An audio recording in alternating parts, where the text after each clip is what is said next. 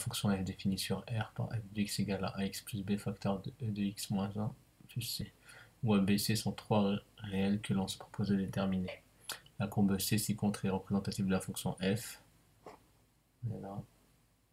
Elle passe par le point A de coordonnées 1, 5, en abscisse 5 en ordonnée, et la droite D est la tangente à cette courbe en ce point.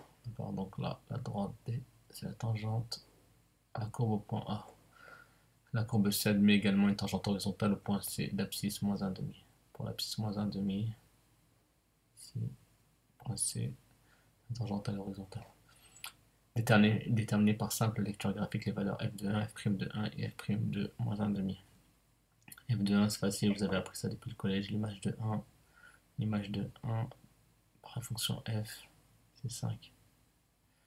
f' de 1, vous devez savoir que f' de 1, ça correspond au coefficient directeur de la tangente à la courbe au point d'abscisse 1. Donc le point qui a pour abscisse 1, le point de la courbe qui a pour abscisse 1, c'est le point A, et la tangente qui passe en ce point-là, c'est la tangente D.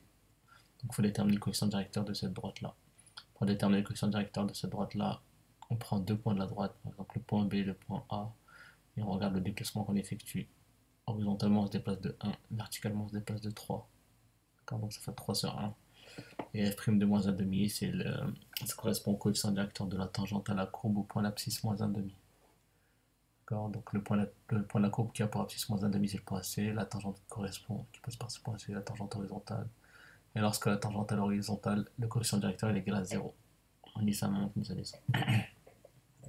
Donc voici les résultats. f de 1, ça fait 5. f' de 1, donc les deux points qui sont choisis sur la droite D, le point B et le point A, on se déplace de 1, on se déplace de 3. Donc le coefficient directeur, c'est le déplacement vertical sur le déplacement horizontal. Donc c'est 3 divisé par 1 et 3 divisé par 1, ça fait 3. Et f' de moins 1,5, c'est le coefficient directeur de cette droite-là. Et le coefficient directeur d'une droite horizontale, c'est 0. Car la tangente à l'horizontale. Donc c'est très simple ça. Ensuite, deuxième question. L'expression de f de x, ça va montrer que pour tout réel x, f' de x c'est égal à ax plus a plus b facteur de e de x moins 1. Donc ici, quand on regarde la forme de la fonction f, ça c'est l'expression de la fonction f, donc sa forme.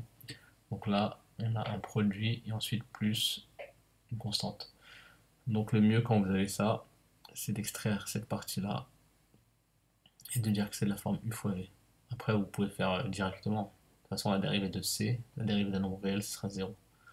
Mais bon, si vous avez plusieurs expressions, si c'est en fonction de x ici, vous pouvez extraire cette partie-là et lui donner un nom. Donc comme ça, je vais vous montrer. Donc vous dites on pose g de x égale à ax plus b facteur de e de x moins 1. D'accord, c'est que cette partie-là. Et on va dériver que cette partie-là. Et après les autres parties, si on a d'autres, on les dérive à part. Donc ici, ça sera simple, la dérive de c, c'est 0. Mais bon, comme ça, je vous montre. On pose g de x égale à x plus b facteur de e de x moins 1. Donc là, la forme de l'expression g de x, c'est u fois v. D'accord. La fonction g est de la forme u fois v, avec donc u de x, c'est ax plus b, c'est le premier facteur. Et le deuxième facteur, c'est e de x moins 1. Donc c'est v de x. Donc je sais que je vais avoir besoin de u' et de v', donc je vais dériver ça en fonction de x. Donc en dérivant ax, la dérivée de ax c'est a, et la dérivée de b c'est 0. Donc u' de x c'est a. La dérivée de e de x moins 1. Donc la dérivée de e de u, vous devez savoir que c'est u' e de u. C'est-à-dire qu'il faut dériver l'exposant là. La dérivée de x moins 1 c'est 1. Et après on remarque ça. D'accord. Donc ça fait 1 fois e de x moins 1. Et 1 fois e de x moins 1 fait e de x moins 1. Voilà. Or, d'après le cours, je sais que j'ai oublié ici le prime. Je sais pas si la semaine. Donc la dérivée de u fois v, d'accord, le prime c'est la dérivée de u fois v c'est u' v plus uv'. D'accord, donc après il n'y a plus qu'à ça à faire, u' v plus uv'. Donc a fois e de x moins 1, voilà, c'est u' v plus, c'est le plus qui est là, uv'. U de x c'est ax plus b et v' de x. Ah, je sais pas pourquoi c'est écrit comme ça.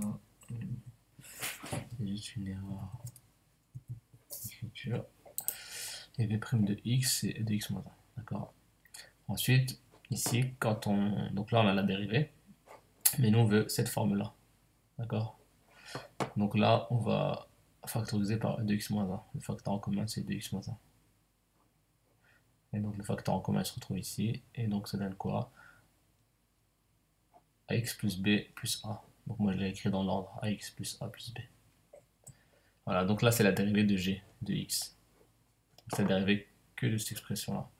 Et donc là c'est pour faire simple. Donc maintenant la dérivée de f, donc f' de x, c'est donc la dérivée de ça qu'on vient d'obtenir, elle est là, plus la dérivée de c c'est 0. Donc en fait f' de x c'est ax plus a plus b, facteur de x moins 1 plus 0. Voilà, donc là je vous ai montré cette méthode-là, c'est pour montrer qu'on peut faire ça. On peut introduire une nouvelle fonction, l'expression d'une nouvelle fonction. Ensuite, la question suivante, c'est montrer que ABC vérifie ce système suivant. Donc je vous ai redonné ce qu'on a trouvé dans la première question et ce qu'on a trouvé dans la deuxième question. Donc là, il faut bien rédiger, il faut être rigoureux. Donc là, on va d'abord prendre la première, ce qu'on peut en déduire de f de 1 égale 5. Donc f de 1 égale 5, c'est équivalent. Donc je reprends l'expression et je remplace les x par 1. Donc en remplaçant les x par 1, a fois 1 plus b, e de moins 1, e de 1 moins 1, plus c, ça doit faire 5. D'accord? Parce que je sais que f de 1 c'est égal à 5. Donc j'ai pris cette expression-là, j'ai remplacé les x par 1, et je sais que ça doit faire 5. Donc e de 1 moins 1 ça fait e de 0, et a fois 1 ça fait a. D'accord? Donc ça fait a plus b, facteur de e de 0 plus c. Mais e de 0 ça fait 1. Donc a plus b fois 1 ça fait a plus b, plus c, ça doit faire 5. D'accord? Donc là on a bien trouvé la première équation. Maintenant la deuxième équation. Donc de f' de 1 égale 3, qu'est-ce qu'on en déduit? De f' de 1 égale 3, donc on reprend l'expression qu'on a trouvée dans la question d'avant, et on remplace les x par 1. Donc ça fait f' de 1 égale 3, c'est équivalent à a fois 1 plus a plus b, e de 1 moins 1 égale 3. A fois 1 ça fait a, et e de 1 moins 1 ça fait 0, e de 0, et e de 0 ça fait 1.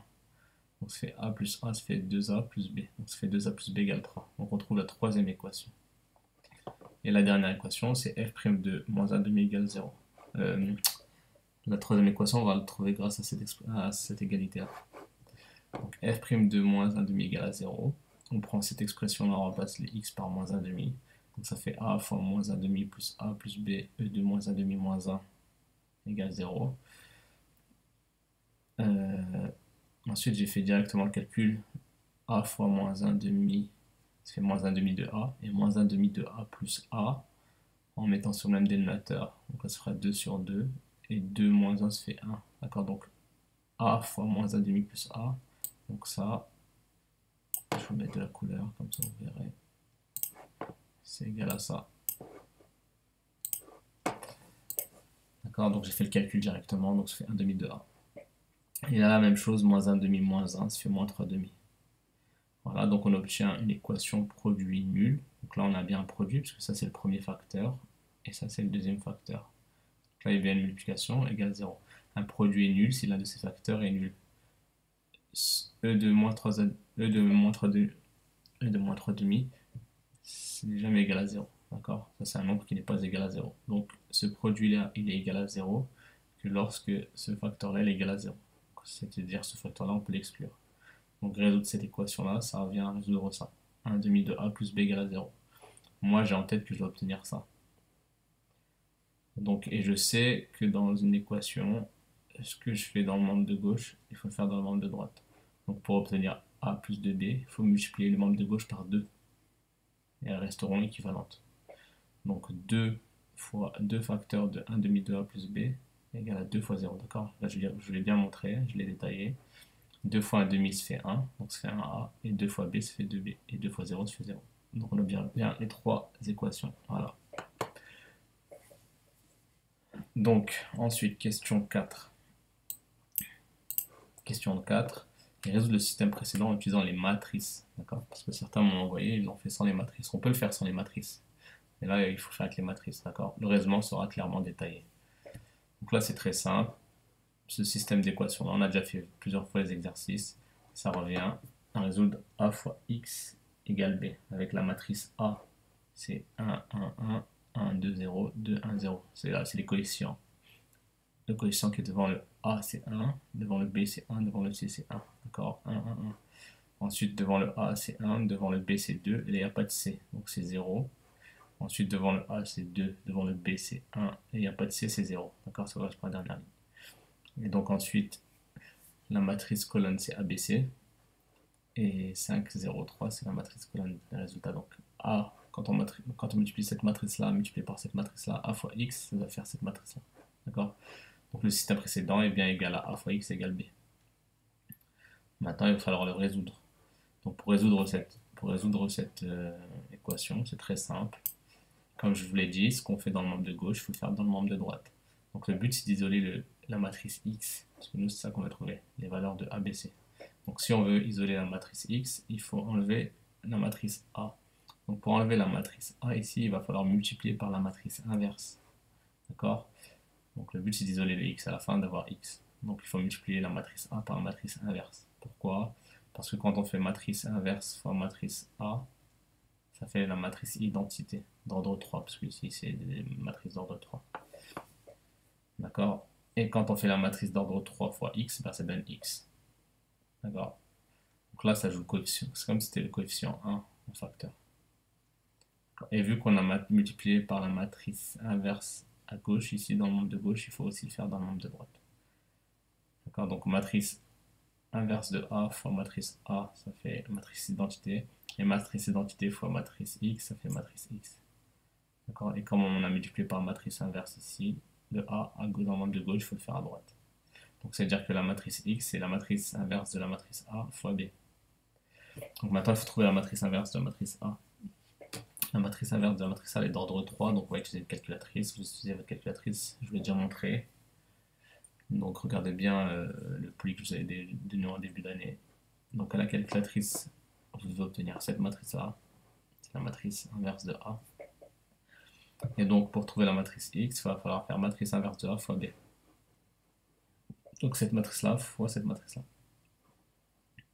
Quand il faut faire ça. Donc là, vous pouvez détailler si vous voulez, ou prendre la calculatrice. Ici, quand c'est pas demandé de détailler, vous pouvez directement utiliser la calculatrice. Mais si c'est demandé de détailler, vous pouvez détailler. C'est très simple. Donc vous obtenez ça. 2 moins 1, 4. Donc ça veut dire quoi? A vaut 2, B vaut moins 1, C vaut 4. Donc A égale 2, B égale moins 1, C égale 4. Voilà, on a résolu le système. Et la question 5, en déduire l'expression de f de x en fonction de x. Donc f de x c'est ax plus b facteur de e de x plus e de x moins 1 plus c. Et nous, qu'est-ce qu'on a trouvé dans la question précédente? A égale 2, b égale moins 1, c égale 4. Donc ça, on obtient ça. Voilà, fin de l'exercice.